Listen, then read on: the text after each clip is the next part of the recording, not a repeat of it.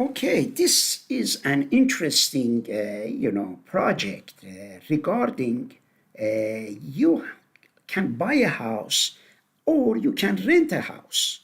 And which one would you go for? Are you going to buy a house or are you going to make a rent a house? You have to make the decision. Of course, there are many other factors involved. Let's say if you give the possibility that you might move out of the area, therefore there is no reason to buy a house today and sell it a year from now. You end up paying for a lot of you end up paying a lot of money for closing costs. Therefore, this calculator shows you. Here is an example. Here we have a house, its price is half a million. You want to pay 20% down. We know that 20% of this means $100,000. That's assumption that you have $100,000. The bank tells you this is the mortgage, this is the interest for 30 years. Closing cost 2%. 2% of half a million is $10,000. Property tax is 1.5, which means most likely $7,500 your taxes, and the property taxes every year increases by 3%, and you have to buy insurance for the house. You don't have any homeowner association fee. If you do, you will put, and then you have to pay 1.5%, 1.5% of half a million, most likely $7,500 is a maintenance cost. And then your house is going to appreciate 3%, and your insurance is going to increase 3%. You know it from your car insurance that it will increase. And closing costs is a little money here. 7% means you multiply this 7 by 5. Most suddenly it will be $35,000. That's a lot of money. Therefore, this is your first option. Should you go and buy this house, or should you go and rent? Which one is in your best advantage? And let's not forget that when you buy this house, you will have a mortgage to pay. And therefore, we have to take all of those and all the costs into consideration. Also, we need another information about you. Average investment return. The meaning of average investment return is that when you have $100,000, you might say, why should I go buy and put 20% of it in as a down payment? I can go and put my $100,000 and get 5% interest rate, investment on it. You can put it and buy CDs or whatever, get 5%. And then your marginal tax, you have to take your tax rate because you have to pay taxes, of course, when you have income from the properties, and the different issues you have to consider, and state income, marginal tax. Then when you click calculate, it will give you a number. Let me show you in here. You are buying a house, average buying cost of the house. When you buy it, and this is average renting. Do you remember the first month your rent here was here? We didn't talk. You could go and rent the same house for $3,000. And then you had a rental fee increase every year.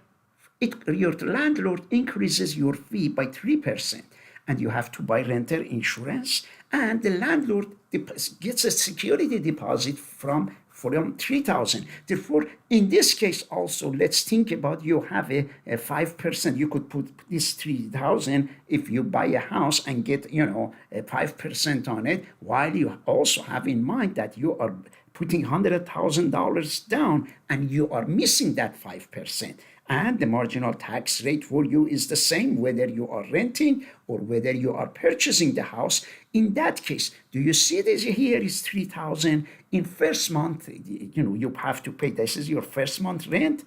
You have to pay renter insurance a month. That is $315, and then you have to put $100 upfront cost. What is this upfront cost? When you move, let's say you have to rent a truck or something, or let's say, or when you move, sometimes they say you have to pay for the elevator. You move to an apartment building, you say, yeah, you can move to this apartment building, but we have to reserve an elevator for you. You have to pay. Therefore, during first month, you pay $3,000 here, $15 here, 100 here, 3,115. Look at here, 3,115 monthly, for example. Therefore, you multiply this by 12. This is how much in 1 year you are going to pay if you rent. This is average renting per car here, rent. Now, if you buy the house, what will happen? What is your first monthly, payment? Of course, you have to pay the down payment. You already have brought that $100,000. And this is the first month you will have a little bit high cost. Why a little bit high cost? But your cost will drop later. Do you see why it is a little bit high cost? The reason to it, when you come here and look at what you have, maybe the first month you have to pay one of these upfront. This is 25% per year, or one of these paying costs come upfront that you have to pay. Suppose this is selling cost that you will pay upfront. For that reason, your first payment on monthly is a little high, and even your second payment when you buy the house. And then and then look at here, this $6,000 is right here, this blue line. Do you see? It starts, that's your first month. However, when you rent, you only pay $3,000, and that is this green line. But as time goes by, after 5 years, let's see what happens. After 5 years, your payment, mortgage, all the costs remain the same. Do you see almost 3,800, 3,500, 3,400, and then your annual cost would be 42,000 if you buy the house. If you rent and pay 344, it will be 41,000. Do you see? This is just coming close. At the beginning, when you bought the house, it did cost you a lot of money, but and then here renting was cheaper. But after 5 years, almost, look at here, after 5 years, your annual, whatever you're paying, is the same as, what you are renting. Even the rent is a little bit higher, which means here you are benefiting by renting up to 5 years. However, at the beginning, when you buy, your expenses are high, but what will happen after 5 years, that's when you break even.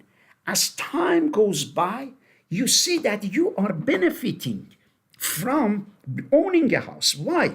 Because look at here, for example, in year 7, what happens? Your mortgage remains the same. Your costs a little bit go up. For example, your insurance a little bit increases, but because your mortgage is, let's hope it is fixed. Of course, mortgage can be variable. If it is fixed, that's why this one doesn't move up significantly. Very little it goes up. And that's why, because maybe the insurance goes up, maybe a little bit taxes goes up. But this renter, his or her rent goes up by how much? By 3%. You are the landlord, you are increasing it by 3%. Therefore, when you are buying the house, you are paying in year 7 40,000, but when you are renting the same house, now you have to pay 45,000. Let's see, as time goes by, after 30 years, in year 30, you will pay every month $5,605. Why has it gone from 3,000 to this much? Your mortgage of, let's say, 2,500 is still there, but other fees have gone up. Insurance, everything. In 1 year, in the year 30, what you will pay 667,000. But if you are renting it, because the landlord could increase, someone else could go buy that house and rent it to you, and then therefore in this scenario you will see that if you are renting, your expenses go up monthly, and it reaches to $8,000, a month. Here you go. when you are renting, it reaches $8,000 a month. But your monthly payment drops. At first it is high, and then it slowly drops. And then because at the beginning it was very high, then it stabilizes because you don't have those high costs. Then as the insurance for the house, taxes for the house go up. Of course, in this chart, you will see that the benefit of buying is much more than renting. But let's not forget that this can be a little bit misleading. Why? If you ask me, is that maybe it doesn't take into consideration that, $100,000 of yours already was placed in here. And if you are renting, I told you could put that $100,000 in the bank rather than buying, and then get 5% on that 100,000 every year, and you could calculate the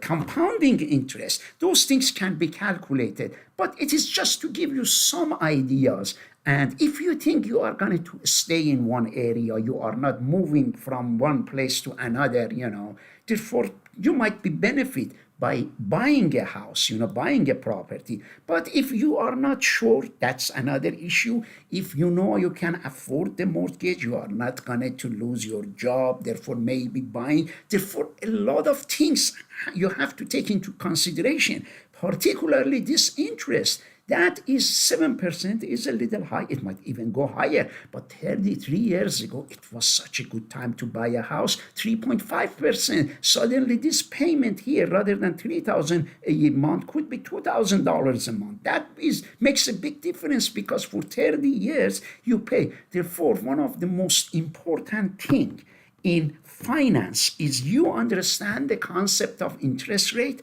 compounding, always getting a lower interest rate, and also watching your credit. We will talk about more in credits. But for now, this is a good exercise. Some of you have houses, some of you plan to buy houses, some of you don't have the down payment, which is okay, but know about these things and use these calculators to know. As I said, it is more than what this calculator shows, but at least it gives you some ideas. And I said also read all of these. Excellent things are being, placed in here, and therefore, if you have any questions, you let me know. What I want you to do, I want you to go and change this one.